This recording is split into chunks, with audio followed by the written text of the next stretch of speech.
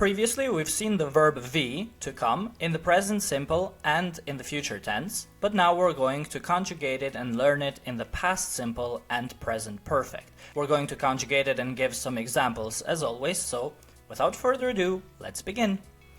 In the past simple, I came. Un erdha, I came. Ti erdhe, you came. Ai or ajo erdhi, he or she came.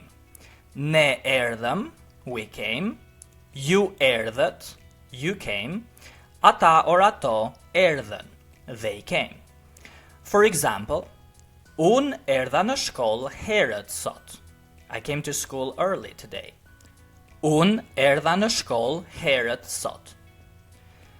Ti erdhe nga puna I lodhur. You came from work tired. Ti erdhe nga puna I lodhur. Ata erdhën për të na vizituar dje. They came to visit us yesterday. Ata erdhën për të na vizituar dje. In the present perfect, I have come. Unë kam ardhur. I have come. Ti ke ardhur. You have come. Ai or ajo ka ardhur. He or she has come. Ne kemi ardhur. We have come. Ju keni ardhur. You have come. Ata or ato kan ardhur. They have come.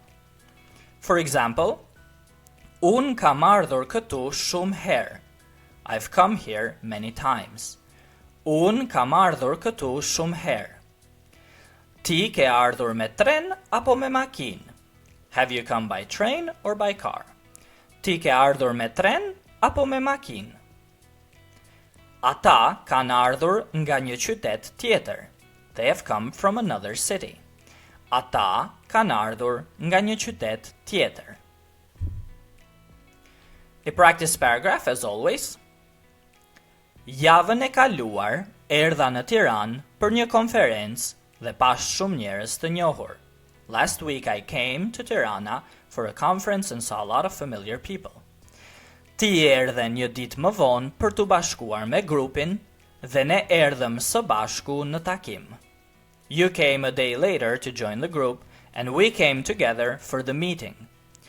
Gjatë fundjavës, ata erdhën për të na përshëndetur dhe kaluam një kohë të mrekullueshme. Over the weekend, they came to greet us and we had a wonderful time.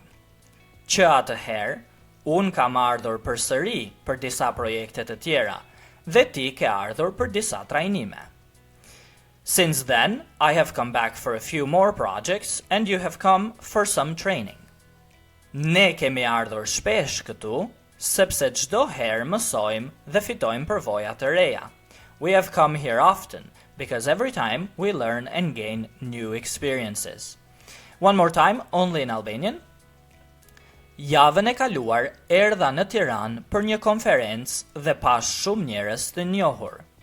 Ti erdhe një ditë më vonë për t'u bashkuar me grupin dhe ne erdhëm së bashku në takim.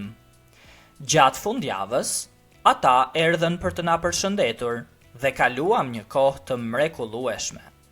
Që atëherë, unë kam ardhur përsëri për disa projekte të tjera dhe ti ke ardhur për disa trajnime. Ne kemi ardhur shpesh këtu, sepse çdo herë mësojmë dhe fitojmë përvoja të reja. A vocabulary list from the examples. Herët, early. Herët.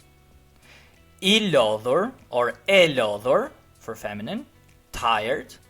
I lodhur, e lodhur. Dje, yesterday. Dje. Shumë herë, many times. Shumë herë. Makinë, car. Makinë. Qytet, city. Qytet. Atëherë, then. Atëherë. Që atëherë, since then. Që atëherë. And këtu, here, këtu, or you might also hear it këtu. And that's all for the verb be, which is an irregular verb as it changes completely in the past simple and present perfect. Make sure to incorporate it in your daily Albanian, and if you're serious about becoming fluent in Albanian, please send me an email at shqipify@gmail.com, which you can find in the description below. If you like this video, please hit the like button and subscribe for more daily videos, and I hope to see you in our next video.